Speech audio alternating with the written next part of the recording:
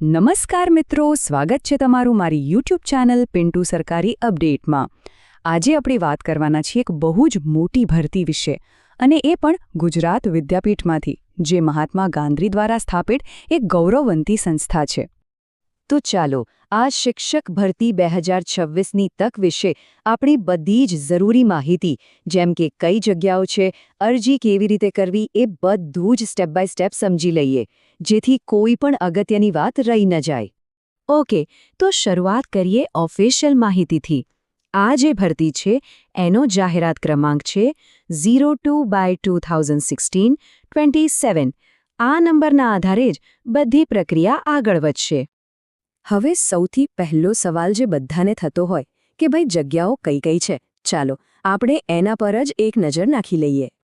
સૌથી પહેલાં વાત કરીએ આસિસ્ટન્ટ ટીચરની, એ પણ સેકન્ડરી સ્ટેજ માટે, એટલે કે ધોરણ 9 થી 12।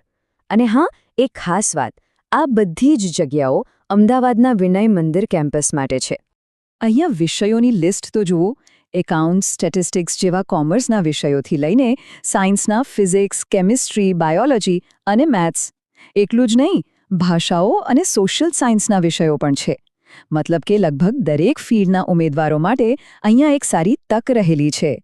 હવે ખાલી ધોરણ 9 થી 12 જ નહીં, એનાથી નીચેના સ્તર માટે પણ ભરતી છે, જેમાં મિડલ, પ્રેપરેટરી અને ફાઉન્ડેશનલ સ્ટેજનો સમાવેશ થાય છે। તો આ રહી બીજી જગ્યાઓ, ધોરણ 6 થી 8, 3 થી 5 અને ફાઉન્ડેશનલ સ્ટેજ માટે આસિસ્ટન્ટ ટીચર। સાથે સાથે આર્ટ અને ક્રાફ્ટ ટીચર માટે પણ જગ્યા છે, અને એક નોન ટીચિંગ પોસ્ટ એટલે કે તેડાગણની પણ ભરતી છે। ચાલો હવે આવીએ સૌથી મહત્વના મુદ્દા પર। કોઈ પણ અરજી કરતા પહેલા આપણે શું જોઈએ? લાયકાત અને પગાર। તો ચાલો જોઈએ કે આ પોસ્ટ્સ માટે શું લાયકાત માંગી છે અને પગાર ધોરણ શું છે। અહીંયા એક ઝડપી નજર નાખીએ તો સેકન્ડરી ટીચર માટે પોસ્ટ ગ્રેજ્યુએટ સાથે બીએડ જરૂરી છે, અને પગાર છે 22,000 રૂપિયા। ફાઉન્ડેશનલ સ્ટેજ માટે 12મું પાસ અને પીટીસી પર 20,000 રૂપિયા છે, જ્યારે તેડાગર માટે 12મું પાસની લાયકાત પર 7,500 રૂપિયા માસિક મહેનતાણું છે। અહીંયા એક વાત ખાસ ધ્યાનમાં રાખવા જેવી છે, આ જેટલી પણ જગ્યાઓ છે ને, એ બધી જ કાયમી નથી, પણ કરાર આધારિત છે। અને આ કોન્ટ્રાક્ટ કેટલા સમયનો હશે? તો એ છે 11 મહિનાનો। અરજી કરતા પહેલાં આ વાતની સ્પષ્ટતા હોવી ખૂબ જ જરૂરી છે। બધી વિગતો જાણી લીધી, હવે સવાલ એ થાય કે અરજી કરવી કઈ રીતે? ચાલો હવે એની આખી પ્રોસેસ સમજી લઈએ। પ્રોસેસ એકદમ સિમ્પલ છે અને પૂરી ઓનલાઈન છે। તમારે ગુજરાત વિદ્યાપીઠની વેબસાઇટ પર જવાનું છે, ત્યાં રજિસ્ટ્રેશન કરવાનું, પછી એપ્લિકેશન ફોર્મ ભરવાનું, ઈમેલ વેરીફાઈ કરવાનું અને બસ ફાઇનલ સબમિટ કરી દેવાનું। તમને કન્ફર્મેશન ઈમેલ પણ મળી જશે। અરજી કરવાની પ્રોસેસ તો જાણી લીધી, પણ કેટલીક તારીખો અને સૂચનાઓ એવી છે જે ભૂલવી બિલકુલ ના ચાલે। ચાલો એના પર ફોકસ કરીએ। સૌથી અગત્યની વાત, તારીખ નોંધી લેજો।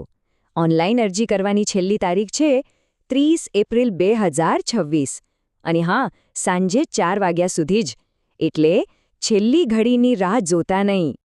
દરેક પોસ્ટ માટે તમારે 500 રૂપિયાની એપ્લિકેશન ફી ભરવાની રહેશે, જે નોન રિફંડેબલ છે।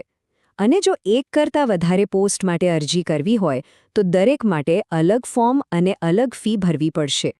જે ઉમેદવારો શોર્ટલિસ્ટ થશે એમના માટે લેખિત પરીક્ષા અથવા ઇન્ટરવ્યૂની સંભાવિત તારીખ પણ આપી દીધી છે, જે છે 5 મે 2026। ચાલો ફટાફટ મુખ્ય સૂચનાઓ રિવાઇઝ કરી લઈએ। અરજી ફક્ત ઓનલાઈન કરવાની છે। દરેક પોસ્ટ માટે અલગ અરજી। કોઈ પણ ડોક્યુમેન્ટની હાર્ડ કોપી ઓફિસે મોકલવાની નથી। બધી જ વાતચીત હવે ઈમેલથી થશે, અને બધા જ જરૂરી ડોક્યુમેન્ટ્સ અપલોડ કરવા ફરજિયાત છે। જો તમારે આ બધી જ માહિતી જાતે વાંચવી હોય, ડિટેલમાં જોવી હોય અથવા એપ્લાય કરવું હોય તો ગુજરાત વિદ્યાપીઠની ઓફિશિયલ વેબસાઇટ www.gujaratvidyapeeth.org પર જવાનું ભૂલતા નહીં। તો આ બધી માહિતી જાણ્યા પછી હવે વિચારવાનો વારો તમારો છે। શું આ 11 મહિનાની કરાર આધારિત નોકરી તમારી કારકિર્દી માટે એક સારો વિકલ્પ બની શકે છે?